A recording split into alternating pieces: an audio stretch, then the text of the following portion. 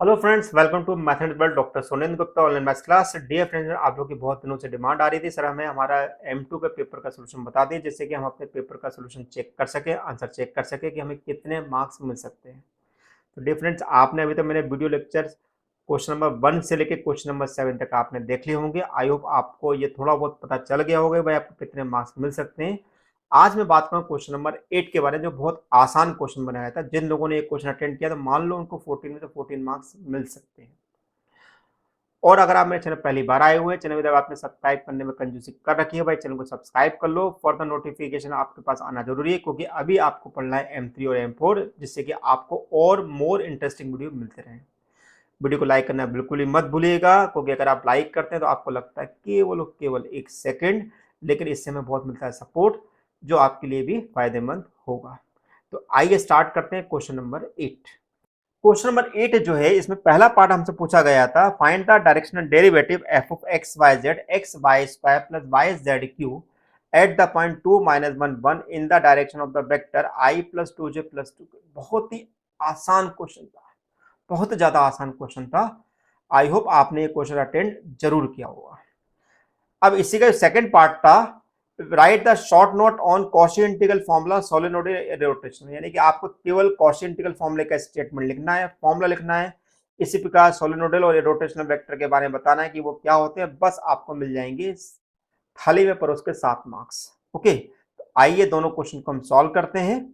तो किस प्रकार सॉल्व करेंगे, तो पहला क्वेश्चन हमारे सामने ये है। तो जब भी अगर हमें डायरेक्शनल डेरिवेटिव निकालना होता है तो पहले हम ये चेक कर ले कि आपको सरफेस क्या दे रखी है। तो आपको क्वेश्चन में सरफेस दे रखी है एफ। ठीक है, क्वेश्चन में हम यहाँ पर हमने फाइव लिख रखा है, यहाँ पर आपकी सरफेस एफ होगी। अब हमारे पास क्या फाइव एफ देखा है, तो हमने यहाँ पे सरफेस फाइव ले ली है, X Y square plus Y Z Q. हमने इसका पहले निकाला ग्रेडियंट। तो ग्रेडियंट क्या होता है, i del upon del x j del upon del y plus k del upon del z, और ये हमने फंक्शन लिया, इसको हमने अंदर मल्टीप्लाई किया। तो एक बार हमें करना है एक्स के लिए, अगर हम एक्स के लिए करेंगे तो कितना मिलेगा भाई, वाई स्क्वायर। ठीक है, और यहाँ पर इसको y के लिए करेंगे तो हमें कितना मिलेगा 2xy और 3 सॉरी जेड क्यू। और यहाँ पर हम करेंगे z के लिए तो ये वाला पोर्शन हो जाएगा 0, और यहाँ मिलेगा आपको 3y जेड स्क्वायर। अब हमें रखना 0.2 माइनस 1 1, तो y की वैल्यू मेरे पास -1 है, तो मेरे पास -1 का स्क्वायर करेंगे तो +1 मिलेगा। यहाँ पर 2xy यानी कि 2 इंटू 2 -1, और z की वैल्यू 1 है, 1 की यानी कि -4 + 1 यानी कि -3 मिलेगा। और यहाँ पर मेरे को मिलेगा -3 यानी कि मेरे को मिलेगा आई माइनस 3j माइनस 3k, जो कि मेरे पास f ग्रेडियंट f कहलाएगा। अब हमें यहाँ पर जो वेक्टर दिया रहता है इसको बोलते हैं यहाँ पर किस डायरेक्शन दिया, तो इसको लेते हैं यहाँ पर वेक्टर ए। क्या लेते हैं, वेक्टर ए। तो मेरे पास दिया है कि भाई बी, सॉरी यहाँ पर मैं इसको लूंगा unit vector along the direction of vector A. तो मेरे पास वेक्टर हो गया आई प्लस 2j प्लस 2k। तो अब मैं इसका निकाल लूंगा यूनिट वेक्टर। तो यूनिट वेक्टर होता है मेरे पास A vector upon mod of A vector, यानी कि आई प्लस 2j प्लस 2k, यानी कि आई के कोफिशिएंट का स्क्वायर, जे के कोफिशिएंट का स्क्वायर, और के कोफिशिएंट का, यानी कि 1 स्क्वायर 2 स्क्वायर 3 स्क्वायर यानी कि 3। अब हमारा फॉर्मूला क्या होता है, बहुत आसान फॉर्मूला होता है। The D D of scalar function F, क्या है, D D of scalar function F eight the point P 2 minus 1 1 in the direction of vector A is A cap grade F factor. क्या, grade F factor, यानी कि आई plus 2j plus 2k upon 3, और grade F कितना आया था, आई minus 3j plus सी के।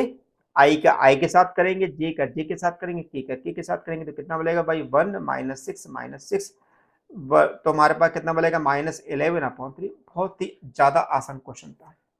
अब इसका सेकंड क्वेश्चन देखें, कॉशी इंटीग्रल फॉर्मूले को लिखना है। तो भाई कॉशी इंटीग्रल फॉर्मूला क्या होता है भाई, if F of Z is analytic function within and on a closed curve C, and if A is any point within C, then the function f of A 1 upon 2 pi line integral C f of z z minus a dz। या किसी किसी book में ये ऐसा भी लिखा होता है कि line integral f of z upon z minus a 2 pi I f of z z equal to, तो ऐसा सॉल्व कर सकते हैं। बस आपको मिल गया भाई यहाँ पर 3 नंबर, है ना।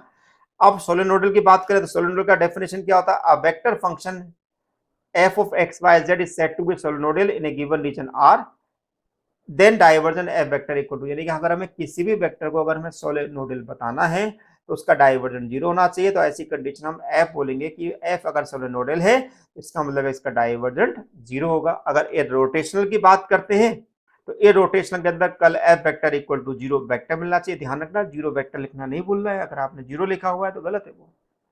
कोई कल का अगर किसी भी वेक्टर के साथ अगर आप क्रॉस प्रोडक्ट करते हैं तो हमेशा वो एक वेक्टर क्वांटिटी मिलेगी जो कि मेरी 0 वेक्टर के बराबर होनी चाहिए अकॉर्डिंग द इररोटेशनल की कंडीशन में।